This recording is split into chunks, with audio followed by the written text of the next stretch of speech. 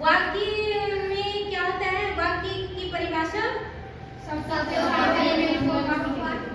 शब्दों के सार्थक मेल से वाक्य बनेगा, वाक्य सार्थक होगा, है ना। वाक्य के 3 भेद हैं, कौन कौन से? किस आधार पर, किस दृष्टि से? रचना की दृष्टि से वाक्य के 3 भेद हैं। सरल वाक्य सीधा साधारण, है ना। सरल वाक्य में क्या क्या होगा? एक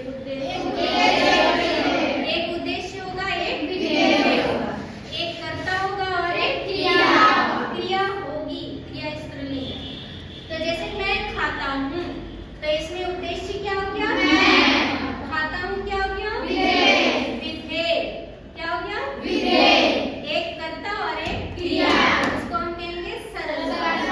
मैं घर जाता हूँ, मैं रोटी खाता हूँ, ये सब क्या हो गया? एक उद्देश्य, एक विधेय, अर्थात कौन सा वाक्य? सरल वाक्य।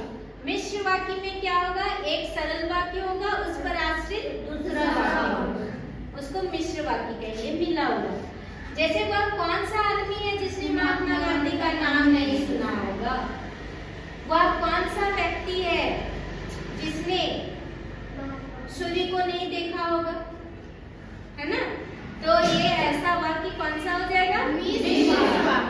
और संयुक्त वाक्य मिला हुआ, है ना, जिसमें सरल वाक्य और मिश्र वाक्य दोनों मिला हुआ होगा, संयुक्त वाक्य उसे कहेंगे।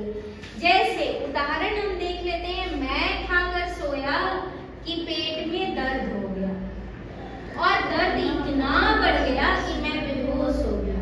कितना लंबा वाक्य है ना। मैं खाकर सोया एक वाक्य हो गया, ये की से दूसरा वाक्य फिर जुड़ गया, जुड़ा ना। पेट में दर्द हुआ और तीसरा वाक्य जुड़ गया, और से आगे जुड़ा, दर्द इतना बढ़ गया, फिर से की मैं बेहोश हो गया। मैं बेहोश हो गया एक स्वतंत्र वाक्य है, एक सरल वाक्य है, इसमें कितना सारा मिल गया, मिला ना।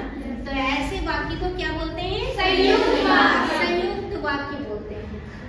सामने आओ, ऐसे वाक्य को क्या बोलते हैं? संयुक्त वाक्य बोलते हैं। इधर हम, इधर से। तो संयुक्त वाक्य, तीनों वाक्य को